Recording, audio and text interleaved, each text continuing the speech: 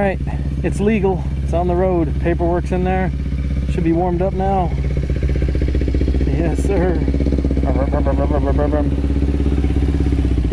There we go. There we go. Alright, so I'm a 235 pound dude, and I want to see how this thing does with me on the highway. So that's where we're going to take it. We're going to take her out on the highway. I finally adjusted the clutch here. The clutch cable needed some pretty bad adjustment, but let's get this thing out on the road. And see, now when I let the clutch out, it activates nice and early. Before it was activating on the end of the clutch, so it was definitely a little worn out, but now it's doing good. So I want to see how this thing does at highway speeds. That's what I'm gonna do. We're gonna take her out, get her going on some highway speeds. I want to see how it cruises at 70.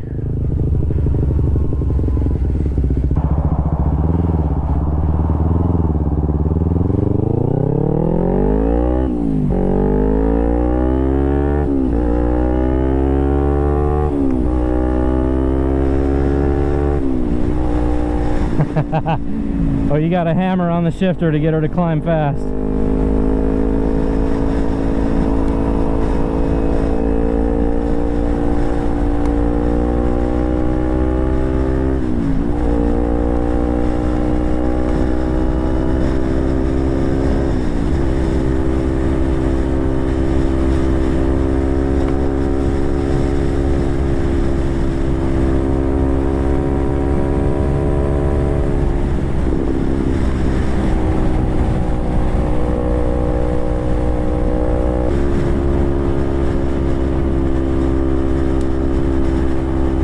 So damn, dude. Yeah, 6,000 RPM or 6 gear. To go 70, you got to be going almost red line. That's crazy.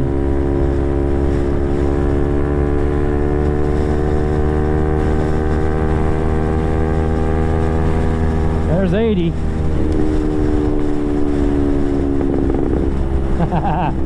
So this bike likes to cruise around 65 or 70.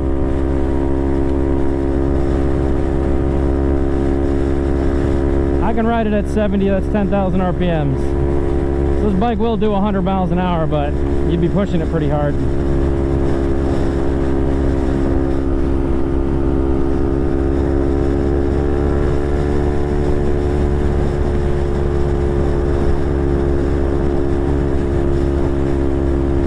So I think if I was cruising on the highway, honestly, I'd rather have it around 6,500 RPMs.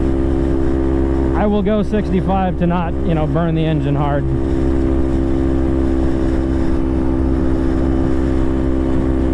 Cruise with one hand, comfortably, 65 all day. And she'll go 90 to 100, yeah.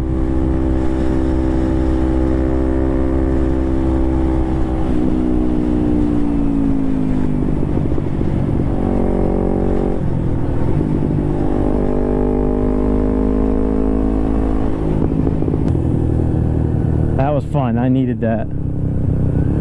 It's definitely not the power of a 600, but it's got it where it needs it, you know what I'm saying?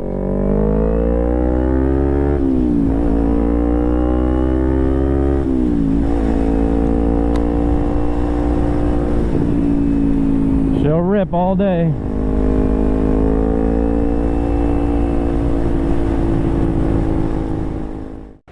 What's up, guys? Getting ready. Well, I'm waiting on the girlfriend to get here. I thought I'd cover this topic because obviously there's a few different renditions of the Ninja at 250R now. There's also a Ninja 400 and Ninja 300. So I kind of wanted to talk about this. The bike's been out for a while now. I think they even have the Ninja Double R, the 250 Double R now. Don't quote me on that.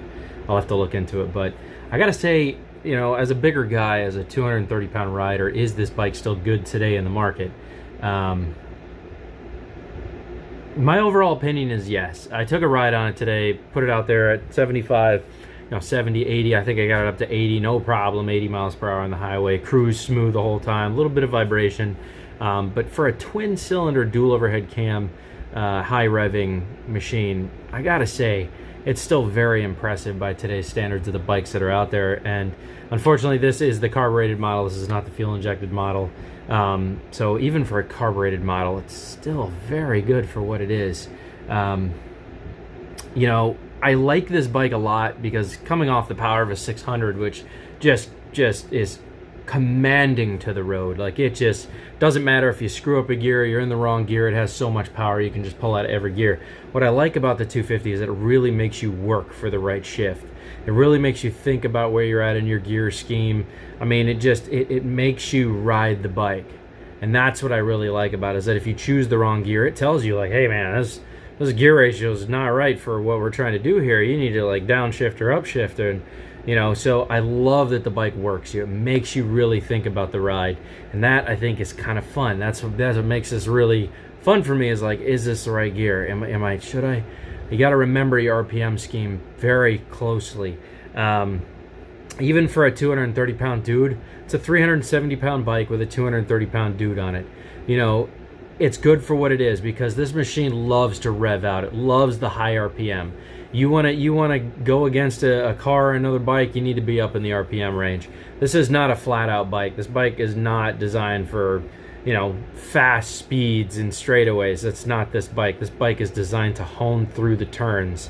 And I mean absolutely just drag knee in the turns. This bike loves the turns. It loves the windies. It loves the turns. This is a track bike all day. This is not a, I'm going to go 150 mile an hour bike, because it's not going to do that.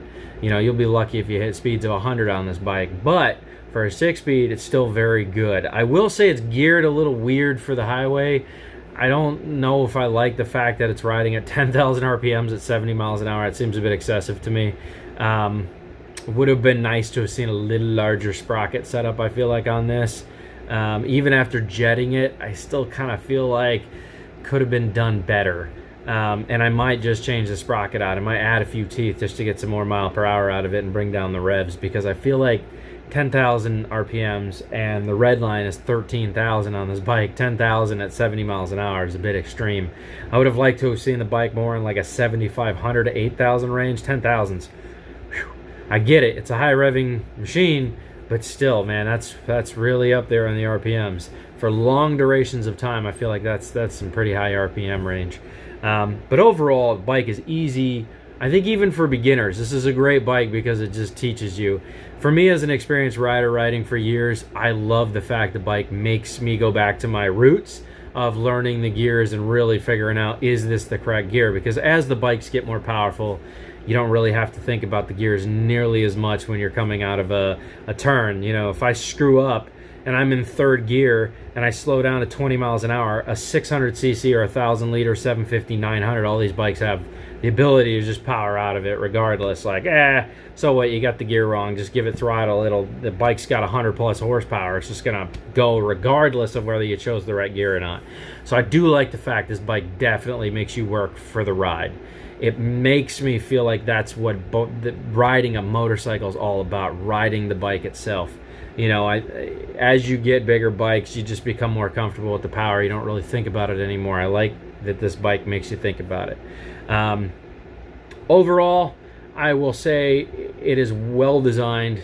I love the look of it. It definitely has the predecessor Big Brother kind of, you know, I hated that flat front end on Kawasaki Ninjas for the longest. They just had this like weirdly flat front end, and I love that they finally went to a more getting off that really retro body style and into more aggressive looks.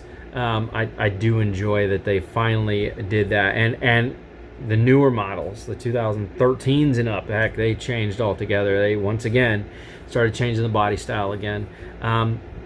These bikes go for 80 to 100,000 miles. That's impressive. That is impressive for a high revving engine to get 80 to 100,000 miles. I'm not gonna lie, and be gas efficient about it and still give you a sporty ride. Very few bikes on the market that do that. The CBR does make a 300 and a 250, I believe, just like Kawasaki. So it's kind of neat that they have a class that's competing against one another. But I think overall this bike has a great place. It's a great in-town commuter. Not really sure I'd want to ride this thing long range highways, maybe 15, 20 miles. I think that would be the limit on a bike like this, that I would be like, oh my God, my legs feel worn out and the vibrations in my hands are, whew. You know, you're pushing 10,000 RPMs to ride at 70 miles an hour. That's you're getting some vibrations from the bike. Is it a smooth ride? Yes. I think the shocks could be better. The front ones feel spring-loaded. They make a lot of springy noises, so I'm assuming the front ones are spring-loaded. I would have liked to have seen oil-based shocks instead of spring shocks. Seems like kind of a cheap way, but the rear shock is great, phenomenal, fantastic. Takes the bumps just fine. The front shocks are definitely spring-loaded shocks. Does this bike hold up in the market today? Sure, 100%. It's got a retail price, even used, they still sell for like $2,800 to $3,000. If you consider a bike with 20,000 miles to still selling for almost $3,000, and out the door price was $449, $4,000, $4,500. That's impressive. That 20 years or 12 years later, this bike is still selling for a price point of $28,000 to $3,000 on the used market. Is it worth it? Yeah, 100%. It's worth it. It is a great bike. Even for a larger person, it's a great bike. It's a fantastic bike. I'm not sure you want to really go over a 250-pound weight limit with this bike, because then I think it'll start dragging ass real bad with a bigger rider on it. I think 230 or 250 is kind of the limit. After that, this bike will probably really slow down trying to haul a larger rider on it. Doubling up, I think the limit for riding it is like 250 pounds. I know it says it can carry up to a 350-pound rider. I think it would be dogging pretty bad at that point. Even me being 250, for me to throw a 120-pound rider on the back, it would really be dragging ass. Now, if you had 250 to 170-pound riders riding it, probably a great ride. I think that would be great. 250-pound riders, or a 200-pound rider and a 120-pound rider. You start getting heavy now. You know what I mean? I think that real cut limit is like 260-pound riders on it at the same time would be okay. I think it would still have a good amount of power, be able to, get the speed that you're looking for. But after that, I think the bike's going to be dragging ass, man. I don't think it has much more oomph than that. So, great gas mileage. Gotta say, man, impressed. I'm impressed. I rode it a lot today, and I barely even made a dent in the tank. I probably put about 70 miles on the bike today, and I think I barely used about that much of the tank. So this thing's phenomenal on gas. Phenomenal. Not really a bike you'd be putting saddlebags on or locking bags and taking long trips on. Like I said, I'm going to throw that out there. This is still a sport bike. It's still sporty. Yeah, I think that's pretty much it. Do I think the Kawasaki, 2008 to 2012 was this model of Kawasaki that I have? Is it still relevant to today's market? 100%. I mean, I think 12 years later still runs like a top, Is it 12 years? 10, 12? Oh, 10 years? 10 years later? Oh my God, I think it's 12 or 10 years. Anyways, good bike. From a person who's ridden all the way up to a 1300 Hayabusa, I would say it's a great bike, not just for starters, but if you want fuel economy and sport and sound, this bike kind of covers all aspects of it. It's not going to be the hot rod on the road, but you're going to look nice cruising it. It's got an aesthetically pleasing sound if you choose the right exhaust. Looks really nice. Looks like it's Big Brother's. Great gearing for in-town riding. Not really long-distance highway cruiser, but can get the job done if it needs to. Other than that, man, I think it's a fantastic bike for what it is. So, is it relevant to today's market? It would be nice if they sold a cheaper fuel injection system than they have. The fuel injection kit that they have for this bike to install aftermarket is really expensive and really complicated. It's not, like, to me, it wouldn't even be worth it. I'd just rather go buy a version of this that's fuel injected. But overall, I think it's a fantastic bike still. So, all right, guys, catch you on the flip, man. Don't forget to subscribe, smash that like button, show some love. Show some love to the D. Show some love to the D. And I'll catch you guys on the flip. Toodles.